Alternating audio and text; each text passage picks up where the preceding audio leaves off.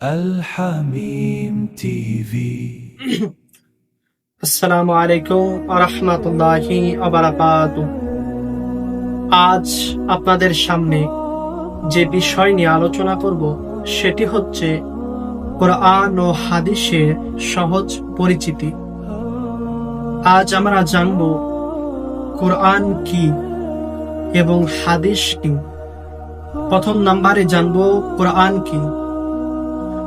কোরআন হলো আল্লাহ রাব্বুল আলামিনের বাণী, যা জিবরিল আলাইহিস সালাম আল্লাহর তরফ থেকে নবী করিম সাল্লাল্লাহু তাআলা আলাইহি সাল্লামের কাছে পৌঁছেছেন। এটিকে বলা হয় কোরআন। কোরআন অর্থাৎ হচ্ছে আল্লাহ রাব্বুল আলামিনের সরাসরি কথা। এটি ইসলামের প্রধান গ্রন্থ। এতে মানুষের জীবন চলার দিক নির্দেশনা রয়েছে। কোরআনে মানুষের জীবন কি করে পরিচালনা করবে তার দিক নির্দেশনা রয়েছে। 2 নম্বর হচ্ছে হাদিস বা হাদিস কাকে বলে। হাদিস হচ্ছে নবী করিম সাল্লাল্লাহু তাআলা আলাইহি ওয়াসাল্লাম কি করেছেন, কিভাবে জীবন যাপন করেছেন, কোন কাজকে সমর্থন করেছেন, কোন কাজকে অসমর্থন করেছেন। হাদিস ওটাকে বলে যেটা নবী করিম সাল্লাল্লাহু তাআলা আলাইহি ওয়াসাল্লাম বলেছেন। এক কথা, নবী করিমের কথাই হচ্ছে হাদিস। নবী আমার কি করে চলেছেন সেটা হাদিস। নবী আমার কিভাবে মানুষকে দিক নির্দেশনা দিয়েছেন এটা হাদিস। নবীর কথাই হচ্ছে হাদিস। কোরআন হচ্ছে আল্লাহর কথা আর হাদিস হচ্ছে নবীর কথা। এবার প্রশ্ন আসতে পারে,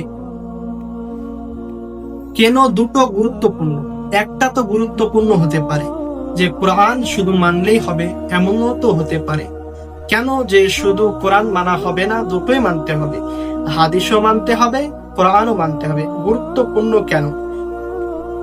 গুরুত্বপূর্ণ এই কারণে, যেমন আপনার কোরআনে আমাদের মূল নির্দেশনা দেয়, কোরআন আমাদেরকে কি করে চলতে হবে সেই নির্দেশনা দেয়। আর হাদিস শেখায় সেই নির্দেশনা কিভাবে বাস্তবে পালন করতে হবে।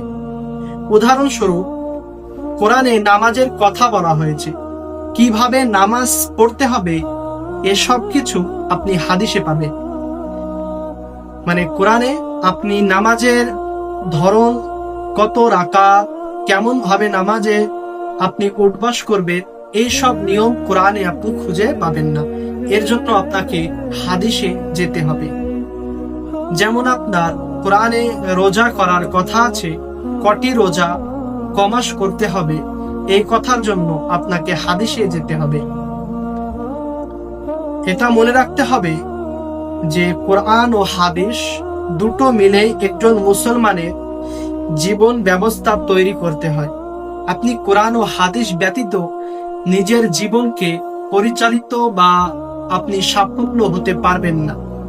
শুধু কোরআন মেনে আপনি আল্লাহওয়ালা হতে পারবেন না, বা শুধু হাদিস মেনেও আপনি আল্লাহওয়ালা হতে পারবেন না।